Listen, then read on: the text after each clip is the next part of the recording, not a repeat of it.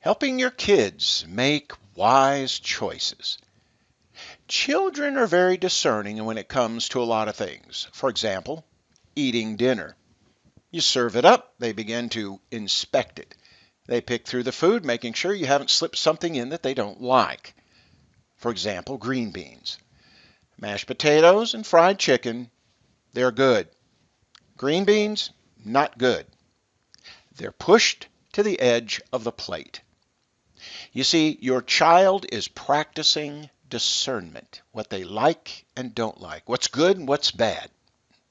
Biblical discernment is training your child to recognize both good and bad, to not only discern what they eat, but what they listen to and what they watch.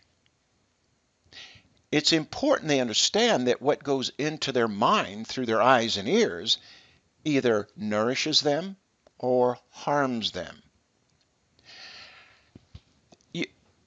You mom and dads, remember when your child was little and you baby-proofed your home?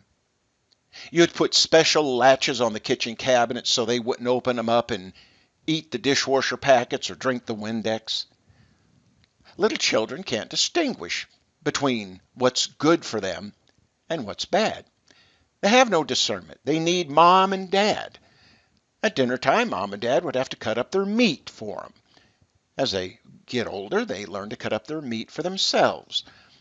Mom and dad make all their decisions. When they get older, they learn to make some of their own decisions.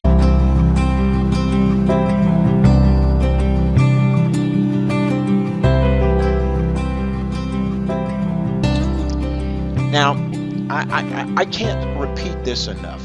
Parents need to teach their children biblical discernment. If they don't, their 16-year-old son or daughter won't know how to make wise decisions on their own. I'm saying a 16-year-old doesn't need, I'm not saying a 16-year-old doesn't need parental supervision or help. But what I am saying is mom and dad are not always going to be around to help them in discerning whether something is good or bad for them. I'm saying parents that fail to train their children in biblical discernment have to hover over them, make sure they make the right choices. It's like at 16, mom and dad are still cutting up their meat for them. Life is full of problems and difficulties and challenges and hidden dangers. Good, bad, truth, and error are not always obvious, not always easy to spot. Good is mixed with bad. Truth is mixed with error. Nearly everything requires discernment. What's sad is many parents with good intentions, instead of making the effort to teach their children discernment, teach them to divide the world up into categories. For example, there's the Christian category. Then there's the non-Christian category. Kids learn to think of music, books, and movies and so on as being good or bad, and then mentally put them into one of these categories. For example, a particular singer or musician is not good. He uses profanity in his songs. As a believer, your child decides he's not going to buy and listen to his music. He goes into the non-Christian category. However, this other singer-musician, while it's not Christian music, nevertheless it's clean and wholesome. He goes into the good or Christian category. Dividing the world into categories is okay and appropriate for younger children. Younger children need something that's more black and white. But as a child grows and matures, it's not a good approach. And the reason is because it gives them a mistaken impression that everything in the non-Christian category is unacceptable. Everything in the Christian category is acceptable. With everything neatly categorized for your child lowers his or her defenses. They turn their brain off or put it in autopilot. Remember, we live in a world where truth and error are mixed. And your son or daughter should not assume that everything in the Christian category is good and true. Don't forget Jesus' words in Matthew 7:15. Beware of false prophets or teachers who come to you in sheep's clothing, but inwardly are ravenous wolves. Or Paul's words where he warns us in Ephesians 4:14 not to believe everything that we see and hear. Or his words in 1 Thessalonians chapter 5 verse 21, but examine everything carefully. Hold fast to what is good. All these verses, and there are many, many more in Scripture, warn parents and children of the importance of discernment. When my wife Pamela and I go out to dinner and I'm served a salad with artichoke in it, I pick out the artichoke and I put it on my bread plate. I hate artichoke. Lettuce, tomato, cheese, croutons, dressing, all good. Artichoke, not so good.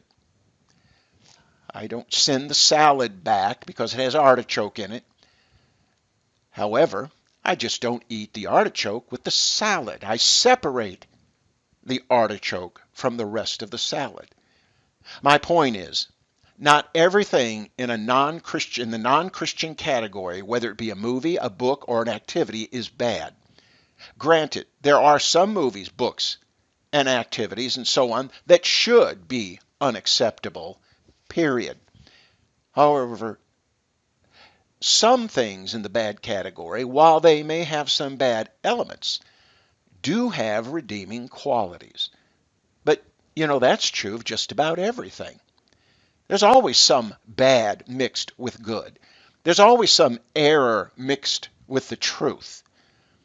A biblically informed and discerning 16-year-old can spot the error, the danger, pick it out, put it on the bread plate, and enjoy the salad.